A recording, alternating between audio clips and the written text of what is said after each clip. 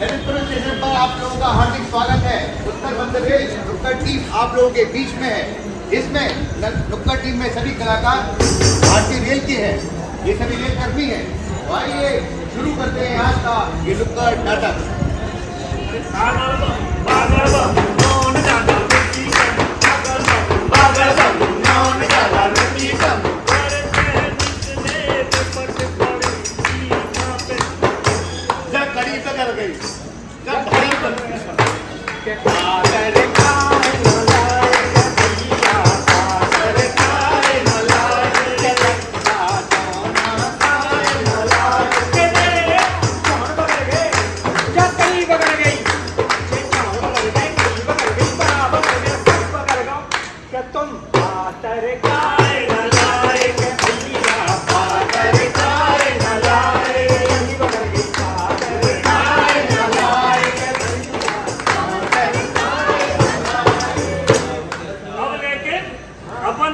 जो काम के लिए वो काम तो करना है कि आए हैं हम दूर दूर से सबको ये समझाने, आए हैं हम दूर दूर से सबको ये समझाने, रेल सुरक्षा के बारे में सबको ये बतलाने। हमारी एक है नगर, हमारा एक है सफर, हमारी एक है नगर, हमारा एक है सफर।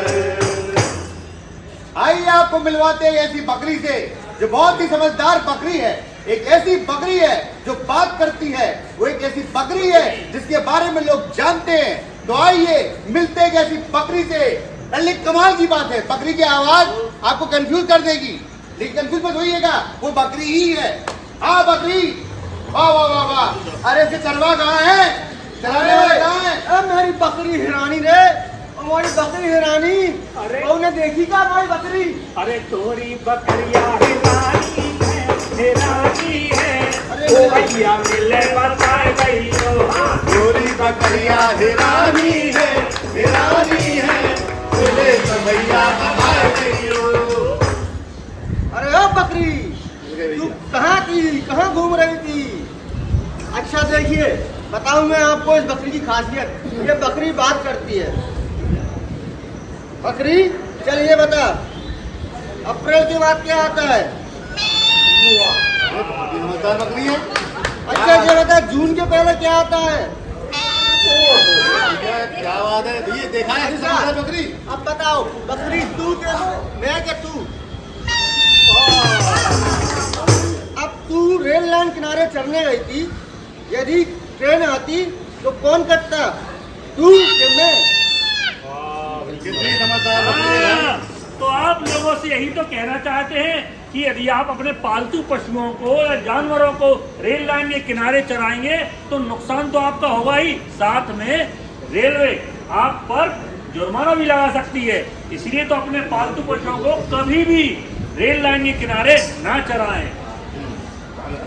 अच्छा सैलू भैया, और रेलवे क्या क्या कहती है कि क्या क्या नहीं करना चाहिए? रेलवे आपकी सुख सुविधाओं के लिए बनी है और रेलवे सबसे कम किराए में आपको अपने गंतव्य तक ले जाती है। बहुत बढ़िया। रेलवे में इतनी सुख सुविधाएं हैं कि आप उनका लाभ उठाते उठाते थक जाएंगे।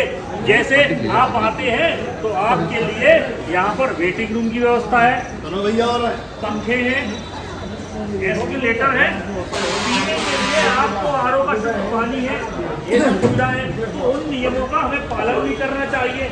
अच्छा एक बात बताइए, क्या रेल में यात्रा करते समय हमें ज्वलनशील पदार्थ लेके जाना चाहिए? कभी लेके नहीं जाना चाहिए। क्या धूम्रपान करना चाहिए? कभी भी धूम्रपान करना नहीं चाहिए, क्योंकि इससे आग लग सकती है। गाड़ी और तेज जरा चलती सी है। आग, घोर विनाश, जरा सी आग, और बिना। आइए आपको ले चलते हैं गांव की ऐसी चौपाल पर जहां पर शिव भक्ति का आयोजन में डूबे हुए हैं।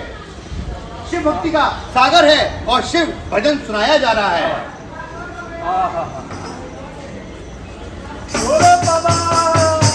तो भैया क्या सुना रहे हैं आप? अरे तो शंकर जी हैं साहब, दर्शन करने चले गए कृष्ण भगवान के। अरे बहुत बढ़िया। फिर देखो आपका हुआ के घुंघरू की धुन झन झन, अरे घुंघरू की धुन झन झन झनकार के चले, अरे घुंघरू की धुन झन झन झनकार के चले, पग सवार के चले वे घुंघटा ढाल के चले, पग सवार के चले वे घुंघटा ढाल के चले।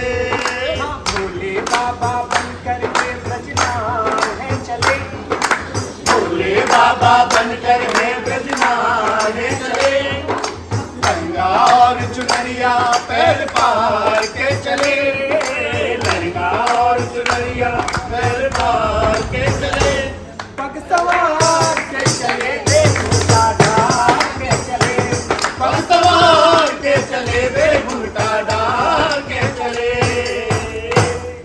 ट्रेन आपकी अपनी संपत्ति होती है, ध्यान रखें। ट्रेन में कभी भी जंजीर का उपयोग ना करें। जंजीर का उपयोग क्यों ना करें बताइए? जंजीर का प्रयोग इसलिए ना करें क्योंकि जंजीर बिना कारण के यदि आप खींचते हैं तो आपको जुर्माना लग सकता है, जेल भी हो सकती है। ये आपकी सुविधाओं के लिए बनाई गई है। बिना कारण के कभी भी जंजीर ना खींचे, और जब कभी आपको बहुत अति आवश्यकता हो तो आप तभी जंजीर खींचे। और आप लोगों ने देखा होगा कि हमेशा गाड़ी के जलने को होती है, हम अपना मोबाइल निकाल लेते हैं और कहते हैं पापा मैं चल दिया, मम्मी मैं चल दिया, और भाभी मैं चल दिया। और तो और कुछ लोग तो कहते हैं अपनी धर्मपत्नी से देवी जी मैं तो अपने घर से निकल चुका हूँ। तभी अचानक क्या होता है कि बाहर का व्यक्ति आता है और अपने मोबाइल को छीन लेता है। तो हमें क्या नहीं करना चाहिए?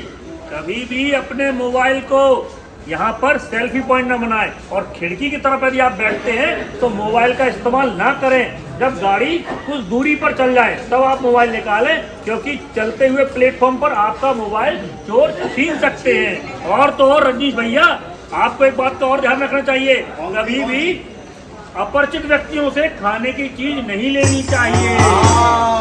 अच्छा एक बात बताइए रजनीश भैया, हाँ जी। महिलाएं हाँ जो ज्वेलरी पहने रहती, हाँ खिड़की के पास बैठी रहती, हाँ। कई बार मैंने देखा घटनाएं ऐसी होती हैं, उनके लिए क्या संदेश देना चाहेंगे आप? हमारे अध्यापक भैया हैं, बताएंगे। देखो, यदि मान लो दीदी बैठी, इनने हाल क्या बात सुन ली, खिड़की के पास अपन बैठे हैं और अंगूठी कान में कुछ भी पहने हैं, और चोर आया, उसने एकदम से खींचा, आपका सोना तो गया ही गया, साथ में आपके कान में, नाक में, गले में चोट भी लग सकती है। इसलिए हमेशा अपने आभूषणों का ध्यान रखें, ये आपकी खुद की जिम्मेदारी है। अच्छा मास्टर जी, एक बात और बताएं, लोग दरवाजे के पास बैठ के यात्रा करते हैं, कई बार मैंने देखा उनके मोबाइल छीन लिए जाते हैं, अब क्या करना चाहिए? पायदान आता पैरों में लग जाती है, तो पायदान पर कभी भी ये चलती या उतरती गाड़ी में कभी भी पायदान पर न बैठे, क्योंकि आप अपनी जान से हाथ धो बैठ सकते हैं। और अब हमारा समय अंतिम क्षणों में आ गए हैं। आए हैं हम दूर दूर से सबको ये समझाने, आए हैं हम दूर दूर से सबको ये समझाने, रेल सुरक्षा के बारे में सबको ये बतलाने। हमारी एक है डगर, हमारा एक है सफर, हमारी एक है डगर, हमारा एक है सफर। मैं आपको बता दूं, इस नुक्कड़ नाटक के कार्यक्रम करने का उद्देश्य एकमात्र होता है भारतीय रेल का, कि आप लोग छोटी छोटी बातों को हमारे नाटक के माध्यम से, हमारे जो छोटे छोटे हम लोग कलाकृति करते हैं उसके माध्यम से आप बात को समझ सके। उम्मीद करते हैं कि आप लोगों ने बात को समझा होगा। अगर आपने बात समझा है तो कृपया दोनों हाथ ऊपर कर दें। वाह वाह, क्या बात है, धन्यवाद आप लोगों का, बहुत बहुत शुक्रिया, धन्यवाद आप लोगों का। एक बार परिचय देता हूँ, मैं हमारी टीम के हैं अनिता वर्मा, अनिता श्रीवास्तव जी, और आप में सुधीर जी, और आप में सुभाष खत्री जी, आप में शेफाली, और आप में सिद्धार्थ, और आप में शैलेंद्र दुबे, और मैं हूँ रजनीश।